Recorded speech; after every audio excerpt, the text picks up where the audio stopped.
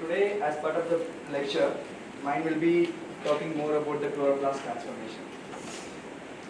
So it's an application-based topic. So have you heard about this topic, or have you somewhere read about this topic earlier? So this is more about, my lecture will be more of interaction. So I expect you to answer and we go ahead like that. So have you anywhere read about this chloroplast transformation, or do you have any idea about this chloroplast transformation? Okay, no problem. Then it's more easy for me. I will be. So you can just follow me whatever I'm going to say. If you have any questions, you can stop me and you can ask me. Fine. So I'll be asking a few questions in the introduction slide. So do answer that. So these many days, I'm sure that there are many resource persons who are talking about the chloroplast genome. But any plant or algal as a whole system, if you take, can you say how many genome does it has? Generally. Chloroplast? Oh, I thought you will miss the mitochondria, but you are clever enough. Yeah. We always forget about the mitochondrial genome, but even mitochondria has a genome. So the nuclear genome everyone might be knowing about. This slide I made it based on the Chlamydomonas, but still the nuclear genome is about very long. It's about it has a 17 linear chromosomes and it has a genome of 17,000 genes it's code for. And in terms of the chloroplast genome, it's circular. As yesterday also we seen about it, and it is about 200 kilobase pairs, and it codes for roughly around 100 to 110 genes. And mitochondria is very smallest one among the three, and one important feature, interesting feature about the mitochondria in terms of Chlamydomonas, it is linear, whereas in other higher plants, in other organisms, they are circular. So that point has to be noted down in terms of Chlamydomonas. And as it is a smaller one, most of the genes are transferred to the nuclear genome, and it codes only for roughly around 8 to 10 genes. That's it. So I'm sure that this structure you might be continuously seeing in all these 7 days of lecture series. No? Even in your dream, I think you might be getting this structure. But in this structure, something is missing. This is a very template structure of the chloroplast, but something is missing in this structure. Can you say what it is?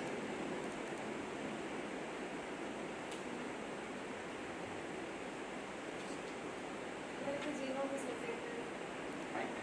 Can you say what? Maybe the location of genome. Yeah, genome is not there.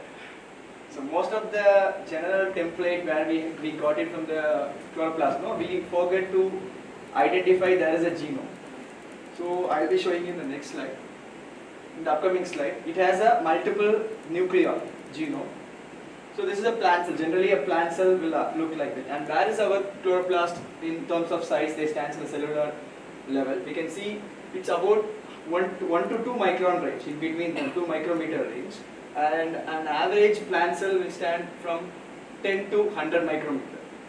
And we can see the atoms are 0.1 nanometer. So in this scale, we can clearly see it's very small, right? And inside, so our talk today is going to be very in-depth.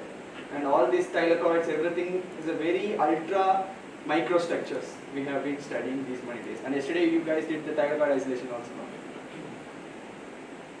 So, and this also you might be knowing, the product of the chloroplast, whatever we breathe, whatever we eat, both comes from the chloroplast, right?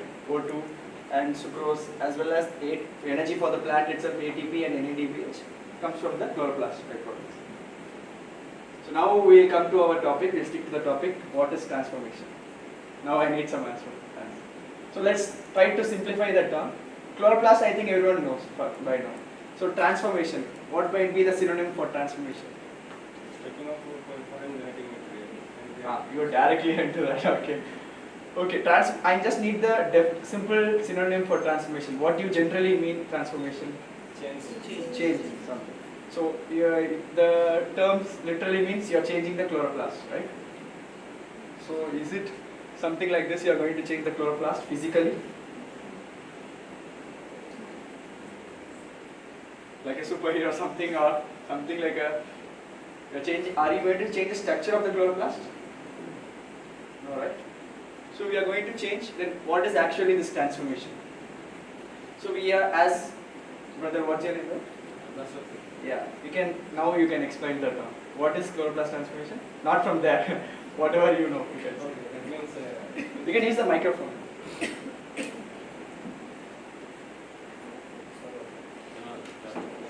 You just press.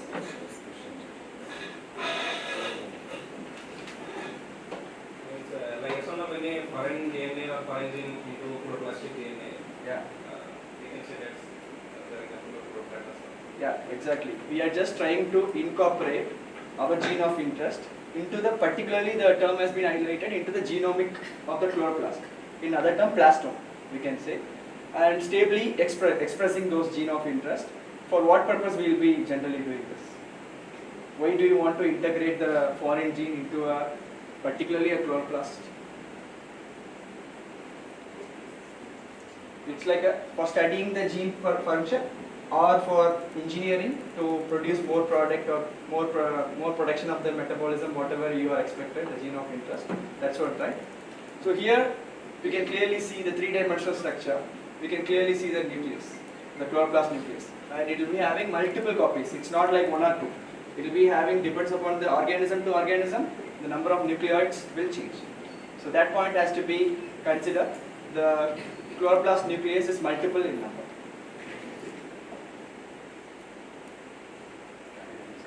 Okay, now I'll be again coming back the difference between three genomes I have mentioned, nuclear, chloroplast, mitochondria. What are the, first let's see the nuclear and chloroplast. What are the difference I have mentioned clearly. The first, in terms of integration, the mechanism by which the foreign DNA is integrated is different. So I hope you will be knowing about the recombination happens, the two things. One is non-homology based and another one is homology based. So what happens in non-homology based? Any idea?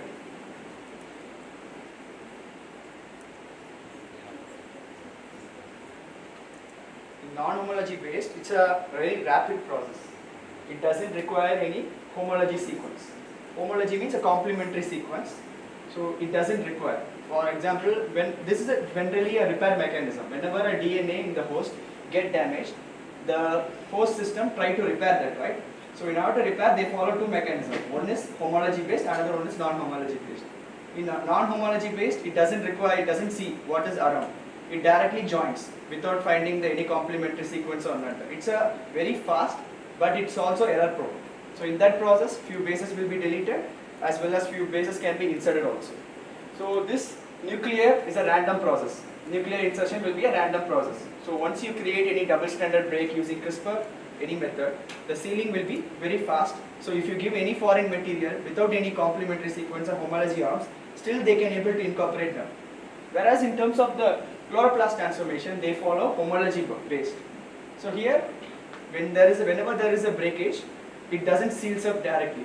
It looks for homology arms, like a sister chromatid, looks whether there is any sister chromatids or complementary sequence available nearby, so that like a error, so that I can complement it without any error-free process. There will not be any deletion or any addition. So they are more precise in terms of repair mechanism. So that's why chloroplast transformation is more targeted, they used to say always. And in terms of expression, again they are variable. In terms of chloroplast, they are highly stable. What might be the reason, do you think? Variable in nuclear. First of all, I think Tripathi sir yesterday he was clearly explaining about the plastic genome versus nuclear genome. So plastic genome are mostly prokaryotic based origin. So it doesn't have any introns. And introns are not there, you can avoid the euchromatin, heterochromatin regions will be avoided here. So do you hear about this term position effect variegation? Position means the expression of the gene depends upon where it is inserted.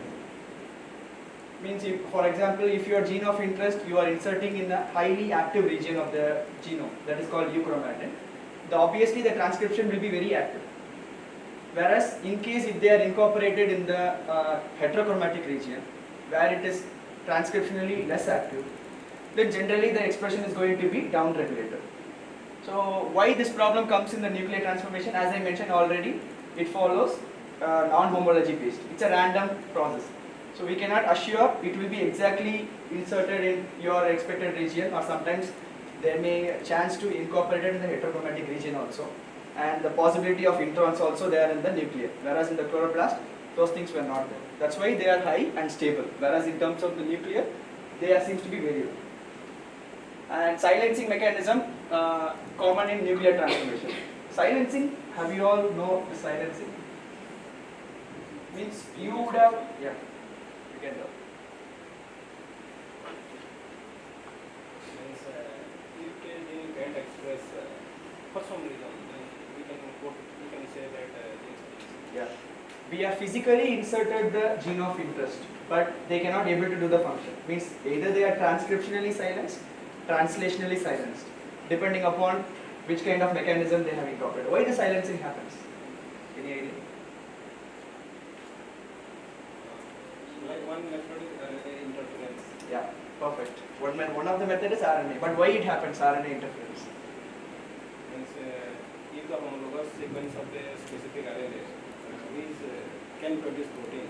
If there is a homologous sequence of that RNA is present inside the cell, then that from the whole. No, you're telling about the methods, but I'm telling why it happens. My point.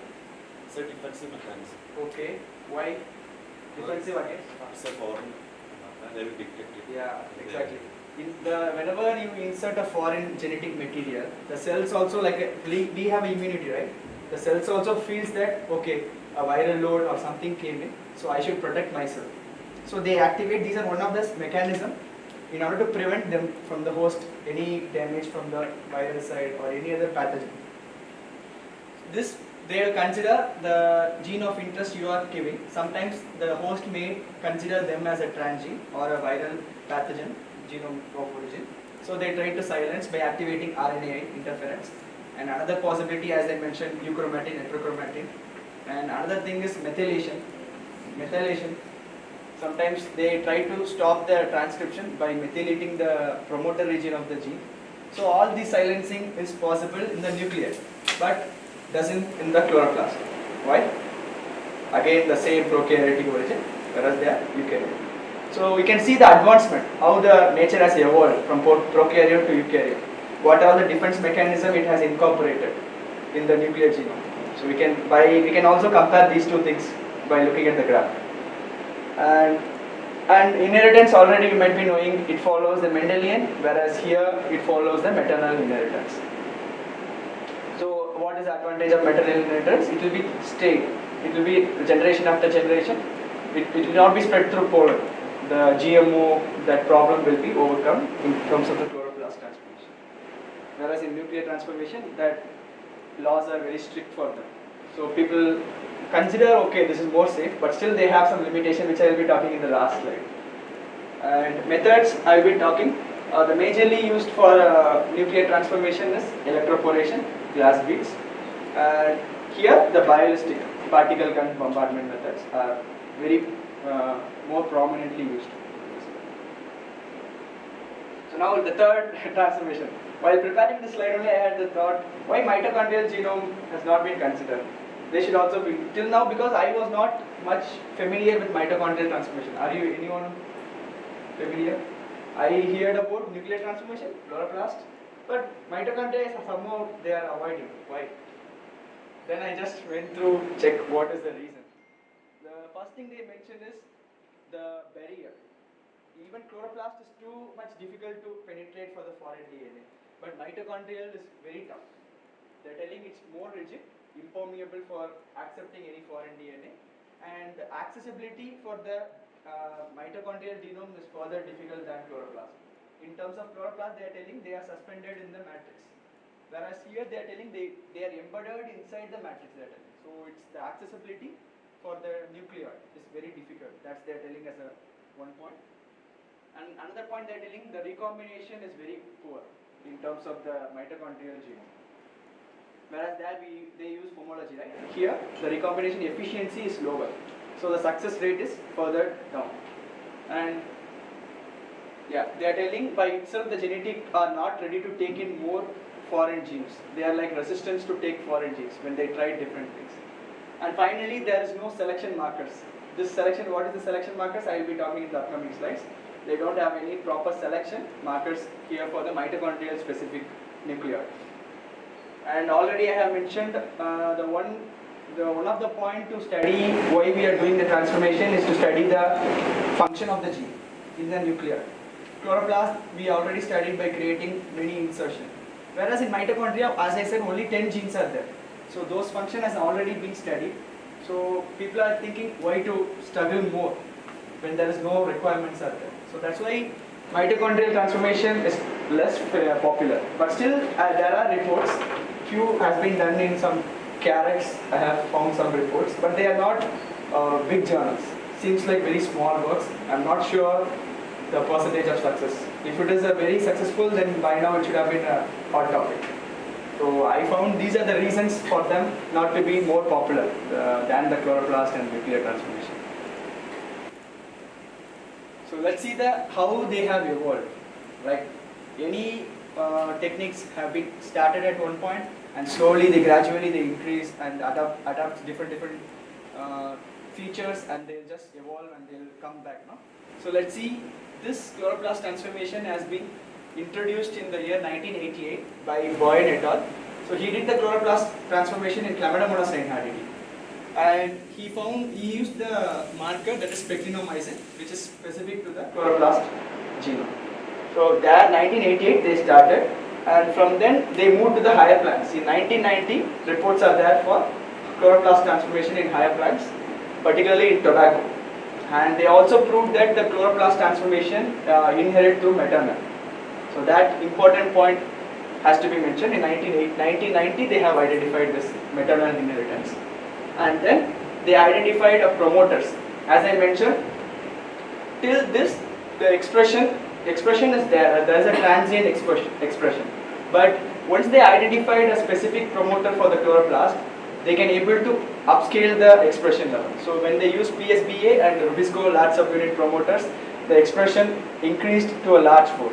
So that is very important, no, for chloroplast transformation, because we want to upscale whatever product or whatever gene of interest we are going to clone. We expect them to express to a maximum scale. So this is also one of the important tasks. 1994 they have did it, and in 2000 they moved to non-model plants like potato, carrot, lettuce. They did this transformation, chloroplast transformation, in the non-model plant system also. And then they moved, in 2010, they started using this method for producing vaccines, other byproducts, like a chloroplast bioreactors. They have started using the chloroplast as a bioreactors. And till now, there are many multiple techniques evolving. One of the techniques is CRISPR. And CRISPR is generally localized for the nucleus. Now they are slowly adopting or trying to adopt to the chloroplast transformation also. But the success rate is still not that efficient. And because CRISPR mostly for nucleus, even I have did the CRISPR transformation for nucleus.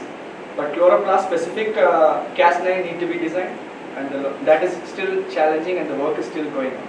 Hope in the future there will be done.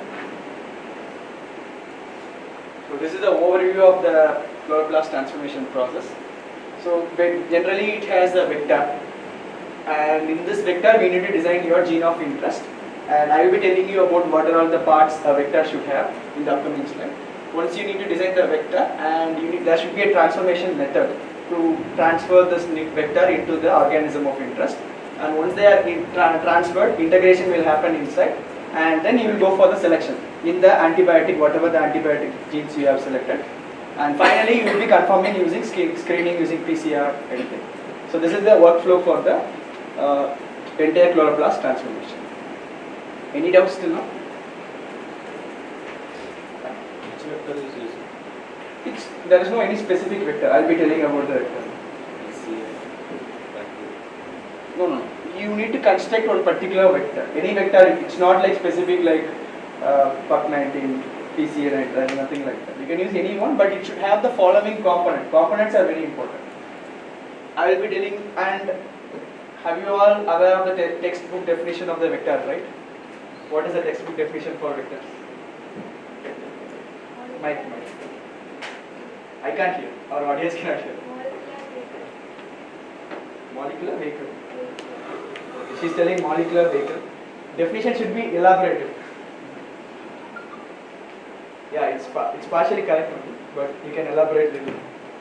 It's a extra chromosomal circular DNA. That is one point. It's extra. It's not the part of the genome. It should be extra chromosomal circular DNA capable of self-replication. They should also able to replicate by itself, not dependent on the nuclear genome. So that itself defines what are all the components it requires, right? So it requires promoter. Basically, it requires promoter, multiple cloning site, origin of replication, selection markers. So if you want to know what are all the individual components, you can ask these questions. Like first, what is selection marker is used for means you can ask the question, how can I differentiate transformed versus non-transformed cells? So answer is, if you have a selection marker, you can able to select, right? So that's the use of the selection marker. And for the origin of replication, you should ask the question, how to multiply the plasmids. Okay, I have a plasmids, I made the construct, everything. But you have a single copy, it's not going to help, right? You need to bulk it up. So how you are going to do? So for that, you need an origin of replication. And for promoter, okay, everything is done. If you transform, there should be somewhere to start and stop, right? Promoter and terminator. So that's the promoter, we need to keep the promoter. And multiple cloning site, obviously where you are going to insert a gene of interest. That should have restriction sites. And this promoter, as I already shared you, they have discovered chloroplast specific. So promoter varies to where you are going to express. It's like spatial dependent. You cannot use one common promoter. And depends upon what is your purpose of expression, you need to change your promoters. Fine? Shall we? Okay, this is an example of a chloroplast vector itself. I have taken it from a paper. And you can clearly see, as I mentioned, this is the origin of replication is here. And ampicillin resistance for in the E. coli, in our selection marker for a prokaryote. It's not a selection marker for the chloroplast. Selection marker for the chloroplast is present here. This is our construct. This is a vector we can generally buy from any company available. But this part you need to be careful what you are going to do. So this part you can see this is a promoter for the selection marker. AADA is nothing but spectinomycin resistant gene. So 5' UTR, 3' UTR, followed by the gene of interest. For that also you should be having a promoter, 5' UTR, gene of interest, followed by the 3' UTR. So this entire construct is from your part. You need to design. You need to design specific to your interest. You want to keep this gene or any other gene, depends upon your organism which you are going to study and what gene you are going to insert, which place they are going to express. All these matters. So once you design the construct, you need to develop the vector either by incorporation using cloning or you can recombination, many recombination method available, or you can synthetically buy the vector by saying the requirements. I need these following components. The company can make and give for you. So it's up to you, however you can make. Once this vector is ready, then you need to go for next step is transformation. Before getting the transformation, how this transformation method has been developed. So for that we need to go back about the natural genetic engineering. So I think everyone would have know about the Agrobacterium tumefaciens, right? So it's a soil bacteria or what it is? It's a soil bacteria, right? So whenever a plant, it causes what disease? Crown gall disease. So it's like basically it's a tumor. It induces tumor in the crown region, and as a result they can go and inhibit in the region, and they will take the carbon source from the plant. So this is a good example for how naturally an organism can transform their gene of interest and make use of the host translation mechanism and utilize the food resources whatever the host has for itself and survive. So you can clearly see this is the Agrobacterium and this is a plant cell. So whenever there is in terms of root cells any damage, as you know the acetylcysteine molecule, there is a phenol, will be released. And this will be sensed by the virulent gene. By the way, I forgot, this also has a plasmid. You might be knowing the TI plasmid. TI stands for? Tumor-inducing plasmid. So like we constructed plasmid, they do have a components like origin of replication they have, virulent gene they have, tDNA. tDNA is like the construct we made, right? Similarly, we can consider tDNA as our construct for time being, I can say. So this tDNA is the one which is going to be integrated. And virulent gene is the one which sends the, okay, there is an opening, we can get inside. There is a signal, I got the acetylcysteine.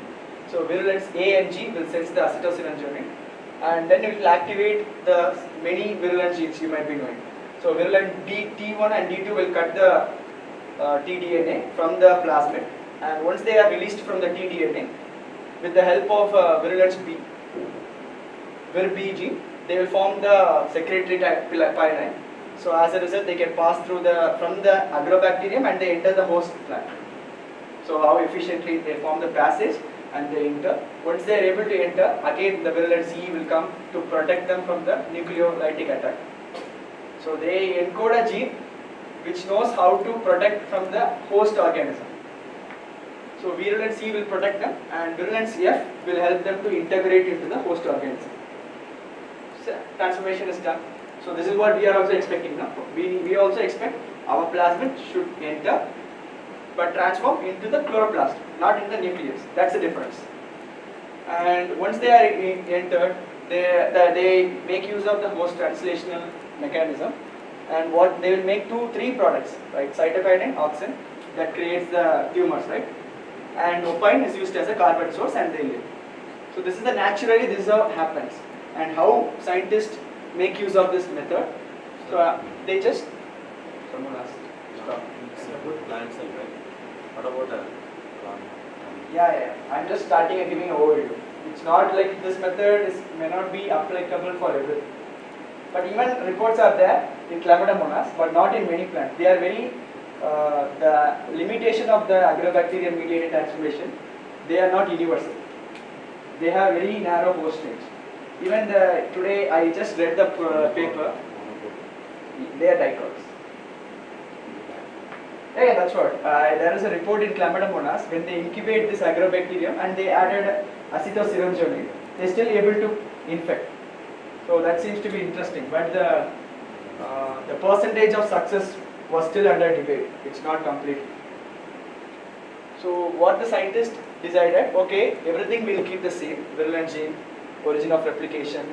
Only they are going to change the tDNA because that is the part which is going to be transferred inside the DNA, genomic genome, right? So here, this is the actual one present in the DNA, see tDNA, the auxin, cytokinin, this is open metabolism genes. So here, the right border, left border is nothing but the homology based sequence. So everything is same, only the in between whatever the genes which is code for tumor as well as for the carbon source, they replaced with whatever your gene of interest. And they make the same construct and now they make them to infect. So they found that the infection was successful and they could be able to transcribe and translate their gene of interest very successfully. So this is the basis for whatever the modern transformation we are doing. This is the basis for whatever transformation we are doing. That's what I want to say from this slides. Any doubt? Yeah, now we will go to the actual methods of chloroplast transformation. So, biolistic or particle gun bombardment. So, have you heard about this ballistic missiles? Ballistic missiles in war zones, they used to No. Ballistic missiles are nothing but they throw the missiles in a very high speed. In any war zones, they used to say they used to say ballistic missiles. So like a high projectile is something but it goes and drops like this, right? So they project the missiles in a very high speed. That is called as ballistic missiles. So this biolistic also comes from the similar term. We are just projecting our gene of interest in a particular microcarrier that can be either tungsten or gold. We just code our plasmid or DNA of interest and we'll allow them to project in a high speed to hit our cells, algal cells or plant cells, so that they can able to penetrate the cell wall and they can able to deliver the DNA to the chloroplast in your organ. So that's how the name has been originated. And I have already mentioned the principle. The DNA will be coated with the microprojectile and accelerated at the high speed. It will be done in a specific instrument, gene gun. They call as gene gun. So the principles and the procedures are same. We need to coat the microprojectile. Microprojectile will be commercially available. You can buy. Initially they use a plastic microprojectile when they started this experiment. Then they developed slowly and they found that gold and tungsten seems to be very ideal. Right now they are using gold and tungsten. And they fire these particles in the helium pressure. They mentioned 400 to 1000 psi. So that high pressure they are pressurizing to fall so that they can able to penetrate. And finally, and any process, once the selection will be on the antibiotic, whatever the selection markers you give will be used for the selection pressure. They used to grow them for 1 or 2 generation, and from that they will be confirming finally using the PCR. So this is the process of the whatever I have said. They have flow chart we have mentioned. For example, let's take the plant, and they will excise the tissue. They will excise a single small tissue. They will cut the leaf into a small pieces. And now my doubt is whether they, for this bialistic method, will they use cells or protoplast? I haven't said, but you can predict. Or you would have read all these things before.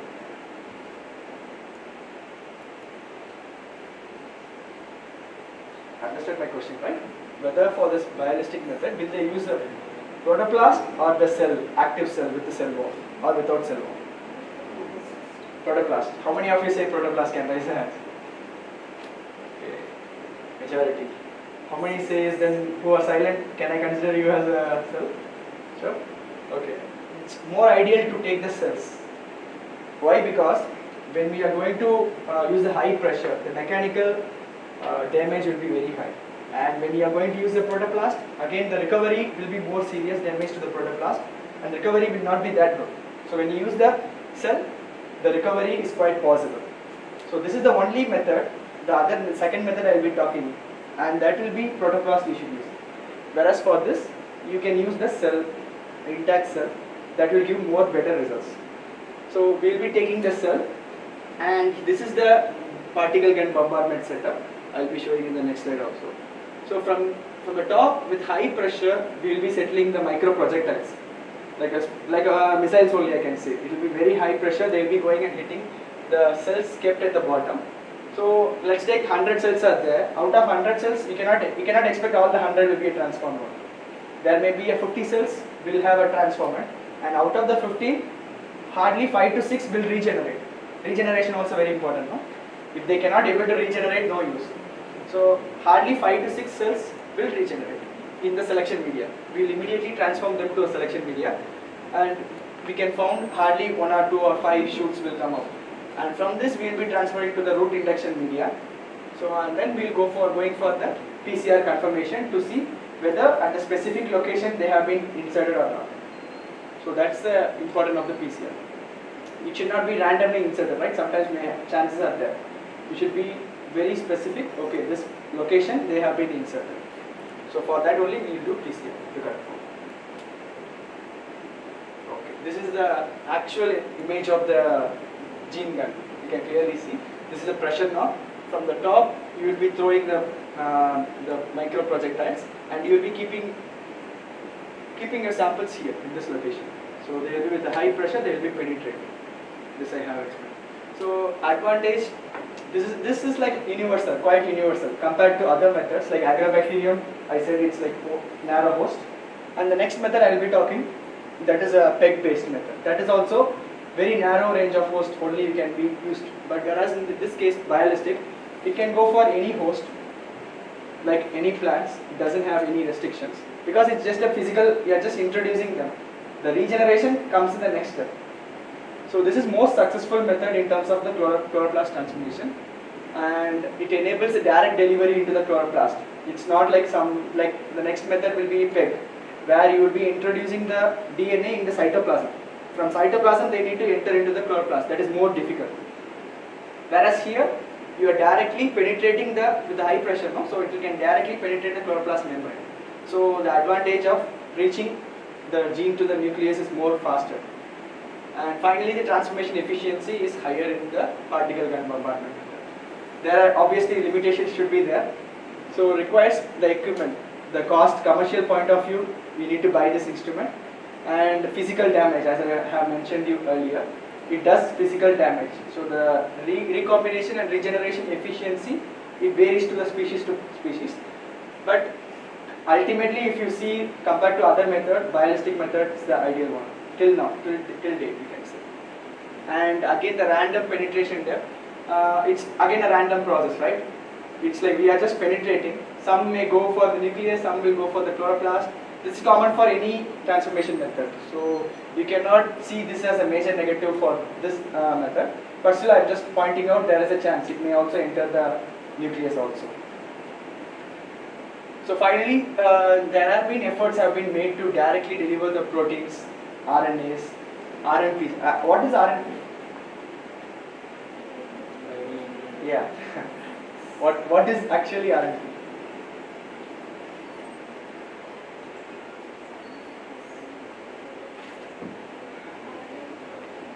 Yeah. The term itself mentioned it has a RNA and protein. So it's nothing but CRISPR-Cas9 has been evolved in a way. Initially, how they designed a vector which has a Cas9 gene, coding gene, and your guide RNA you will be cloning into it, and you will be transforming. And inside the host, they will make the guide RNA and the Cas9 protein. They will form the RNP.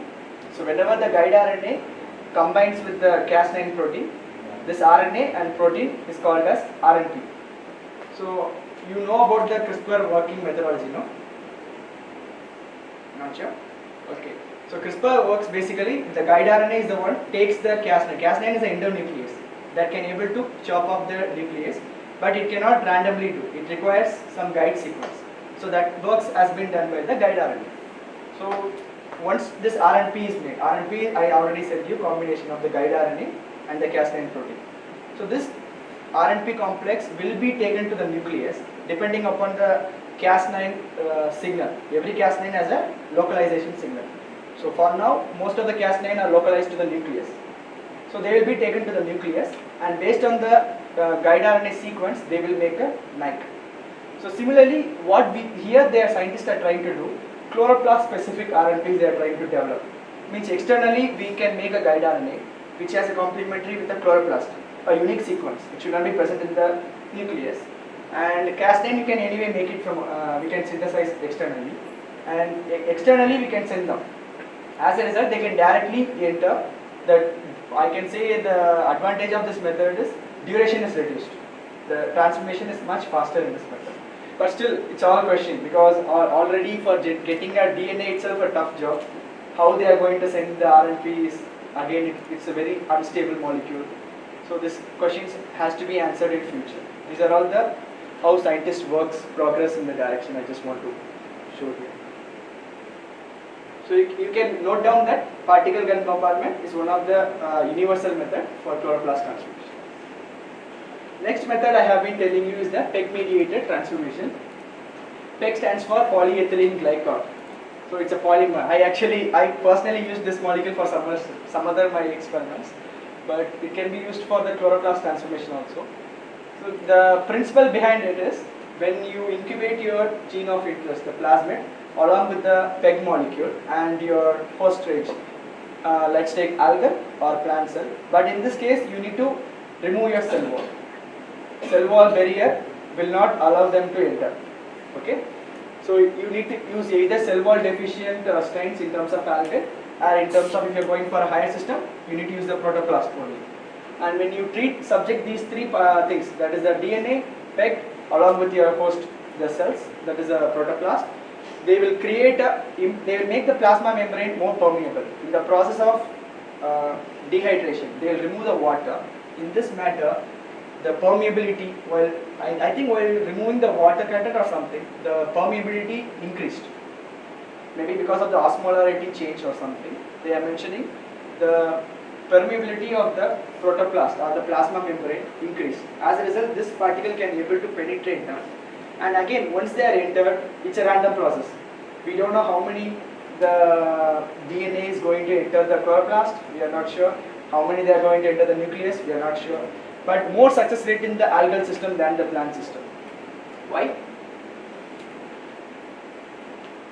This method is more successful in algal than in the plant system. Why?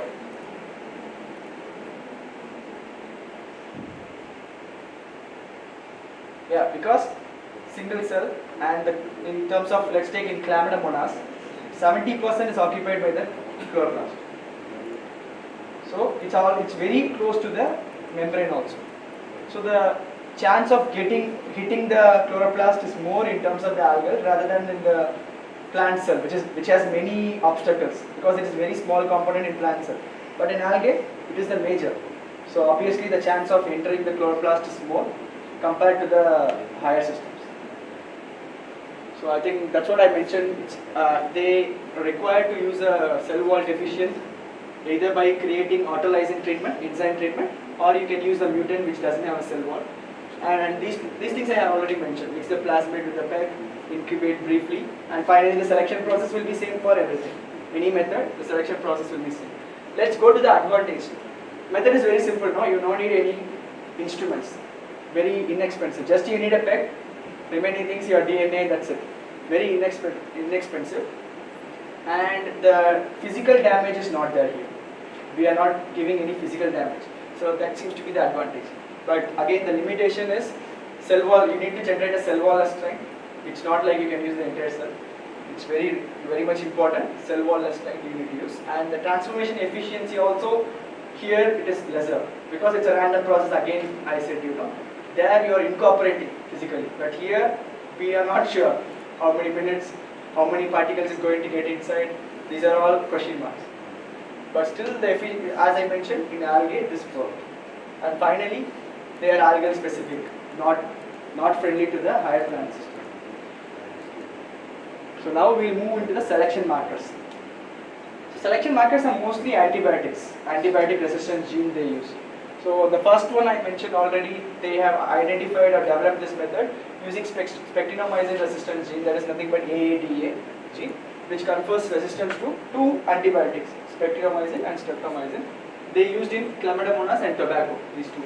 And next is APH, that gene they use, that is conferring resistance to the neomycin, and it's used in tobacco. And third one is APHA6, that confers resistance to kanamycin, amikamycin. They use in chlamydomonas. And next is BADH, that gives resistance to betaine aldehyde, used in tobacco. And final one is SHBAP, zeoxin, used in chlamydomonas and cyanobacteria. So these are all important antibiotics markers they have used. Still, it's expanding and it has to improvise as the day goes on. Because, for example, if you are using one gene, it's fine. When you are using multiple genes, if you want to transform multiple constructs, then the requirement for using more selection markers also increases, right? So selection markers keep on increasing. But this again gives a limitation in the GMO. What might be the limitation for using selection markers? Antibiotic resistance. You know that, right? So antibiotic resistance, for example, now all these are fine. In case if they are using this chloroplast transformation to develop any food crops, let's take in future, and they are going to have this selection markers which is antibiotic resistance. So obviously there is a chance that the antibiotic resistance seems to transform. So again the GMO constraint comes into the place. I will be talking this in the limitation part. Just I want to give a glimpse about it. So this is the overall view about the entire chloroplast transformation, how it works. And as I mentioned, the construct you need to develop, that's a very important point, which has a gene of interest along with the selection markers. And you can use, once it is done, you can use any selection methods, transformation methods. Either you can use the bialistic method or the PEG mediated method. And this is how the recombination happens. The homology sequence I mentioned, no? It should be placed in between the right flanking region and left flanking region. And let's take, this is the plastic genome. And they found the complementary and they flip and they insert the gene of interest in the place that the homology region is there. And it becomes exactly in this region, the gene of interest and selection markers will be incorporated. Now, and then we will go for the selection markers. And now the problem is, as I already mentioned, in terms of chloroplast, you have only one chloroplast. In terms of chlamydomonas, only one chloroplast. But in higher plants, as already the previous lectures you might be came to know that there are many chloroplasts. So there the problem between heteroplasmic and homoplasmic will come. But in my case, I use chlamydomonas, I don't get this problem. But when you are going for the higher plants, definitely out of 100, again chance probability of 5 to 6 might be transformed, remaining all will not be transformed, right? So again the problem has to be overcome by growing them in selection media. Like this is again time consuming process. We don't know which stage exactly all it will turn to be homoplasmic. at least 6 to 7 generation, you need to maintain them in the selection markers to confirm that everything, the entire chloroplast plastome genome has been transformed. So finally, once you are successful, the chloroplast transformation has been achieved, then you can go for confirmation with the PCR and you can release them. So now let's see the future, how this chloroplast transformation or researchers, how they work in this direction. For now, I have read the paper, there is a direction, future direction. They work on editing tools, how to improvise the editing, plastome editing tool, which are specific. As I mentioned already, once I was mentioning, the CRISPR-Cas9. Most of the CRISPR-Cas9 available are localized to the nucleus. So now they are trying to develop the Cas9, which can localize to the chloroplast as well. So that's the main thing. And DNA-free editing using RNP, that also I mentioned, or directly synthesizing the guide RNA and protein, and is it possible to send from externally, so that to reduce the time point in the transformation. That way they are thinking. And synthetic recombinases. Recombinase is the one which plays an important role in the recombination. So they can able to create a synthetic recombinase that can improve the efficiency of the recombinases. In that direction also they are thinking, particularly to create any point mutation. Is it possible to create point mutation in the plastic DNA? They just want to study that. And this is very interesting for me. They are trying to generate the entire plastic genome. Is it possible to design a plastic genome externally and send it to it? The idea seems to be very interesting, no? You can generate an entire plastome with all the genes of your interest, not for the plant, for you. Like, for example, in this case, they are telling carbon fixation, improving the carbon fixation ability, like improved, better efficient Rubisco. Calvin, what is the limitation of Rubisco? Any idea? Rubisco has one limitation, major limitation. Okay, another one major. They have affinity for CO2 or O2? Okay, they have more affinity to O2, right? Compared to CO2. So in these kind of natural problems can be overcome. They are thinking in that perspective. Okay, how can I structurally design the proteins or the entire nucleum of our interest rather than only inserting a small part? Why don't we generate the entire nucleum of our interest? That's the entire plan. So new metabolic pathway, biofuel, lipids, whatever, fatty acids. It's like a programming. What I want, you give. Like that.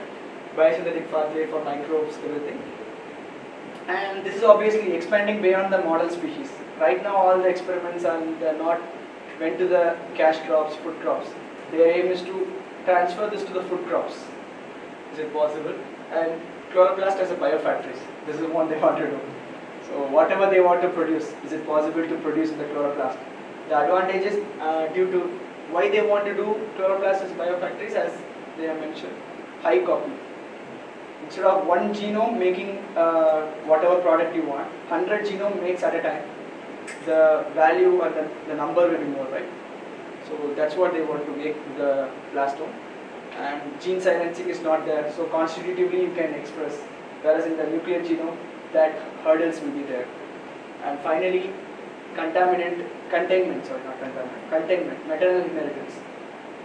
So whatever the genes they have designed will be constrained in the organism only, it doesn't spread to neighboring or any other food crops. So this is the future application. In short, the major groups they want to work in agriculture, in terms they want to create a better crop, in terms of climate resilient, better nutritional, anything they want to invest in the agriculture. And they were pharmaceutical, as I already mentioned, they want to utilize them in the biofactories, whatever the vaccines, everything they want to produce in them. Even in the space biology, they are trying to implement in terms of oxygen evolution, whether they can use this organism for generating the oxygen in the space, for at least for the astronaut usage, not for the whole, for the astronaut usage, whether possible. And climate mitigation effect also, like they can generate the organism which can take more CO2 to reduce the environmental CO2 level. Finally, anywhere I need to conclude with the limitation. No? So I brought the limitation of this chloroplast transformation. So any method, it does has limitations. So we need to understand them and we need to use them in a better way to overcome this limitation. That's the note of bringing here. So as I mentioned, the limitation is species range. It's still under the level of the model plants. It doesn't move to the commercial crops. So once they move to commercial crops, there will be more drastic changes in the society it will be created. But for now, these limitations are at present day limitations. It may not be the future. Future will change for sure. They may use the limitation and they come up with a better idea. So for now, the species range are very narrow. So that has to be converted, or they have to improvise they should increase the species, what can I say, the species range. And the DNA delivery method also, it's very difficult. Even though I say the bialistic method is efficient, it's like a variable, species to species again. We cannot say how efficient compared to nuclear transformation, chloroplast transformation. Obviously, they are not that efficient. They are lesser. That's why more works are done in the nucleus, not in the chloroplast. By that itself, you can understand. Still, this has to be overcome. Better method. We can say we expect a more promising method to deliver the genome into the chloroplast genome. And homoplasmy. That problem in higher plants I was mentioning, it requires multiple generations to achieve the homoplasmy. It's not like, okay, I generated, like my Chlamydomonas, I can do it. One generation, single nucleus, single chloroplast, I can able to transform. With one selection, I can go for it. But in terms of crops, it has multiple genome, multiple plastome. So until you achieve the homoplasmy, we cannot go for any commercial values. So it's time consuming. And markers, the limitations of markers. Still many markers has to be developed. And in terms, there is a debate that markers should not be used. Even in the genetically modified organisms and the rice, whatever we develop, people are not ready to accept them because of the markers they use. So if you are going to increase the markers, again later when you are going for commercialization, problems may come. So there should be some alternative for marker free in this method also. And protein expression. And one of the interesting point yesterday Tripathi sir was talking is about the genome. It's more prokaryotic. So obviously prokaryote does not have any post-translational modification, glycosylation, the foldings. So all these processes will not be there. So obviously when you go for eukaryotic products like vaccines, those stuff, the quality will not be there, or you cannot be able to achieve what you expect. So that's what they are limiting therapeutic purity value of protein need. So on regeneration, I already mentioned, they are still struggling due to the mechanical damage. Still, the better efficient method has to be developed.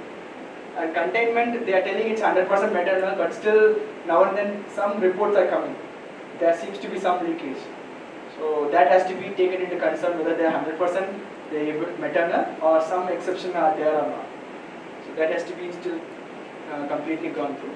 And genetic tool, I have already said. Burden, and this is one of the important points.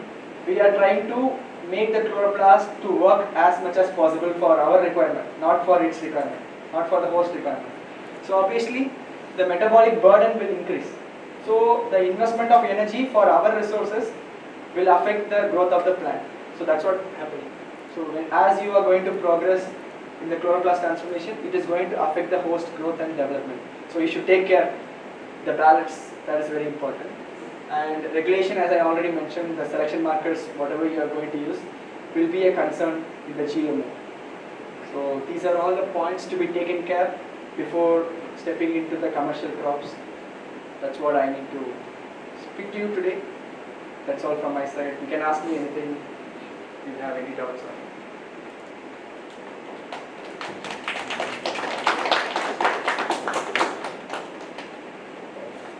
Understood? You can ask me anything from this topic. Yeah.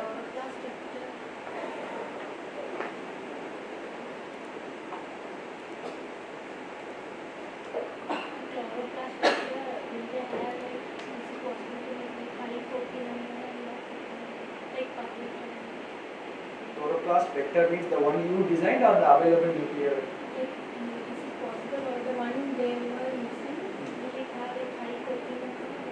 No, for now they haven't tried like high copy number, low copy number. They just tried with the available commercial.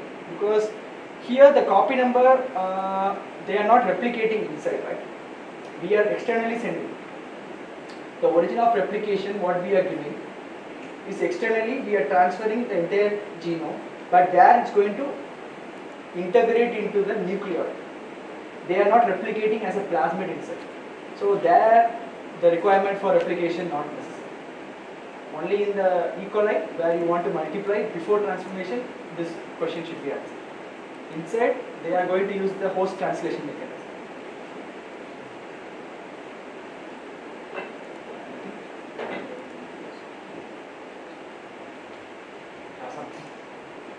So how even those 5% cells are able to regenerate? Yeah, this is not, yeah, obviously from my personal experience, I work on Chloroplast and I do nuclear transformation, not chloroplast transformation. So I will be taking, let's take 50 cells I will take, and I will be transforming using my own method, not this method, I use electroporation.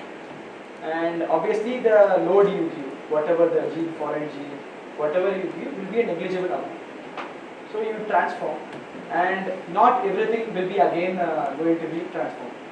So it's not the gene which you send will not get transformed into the gene of interest. As you asked, only 5 to 10 will get transformed.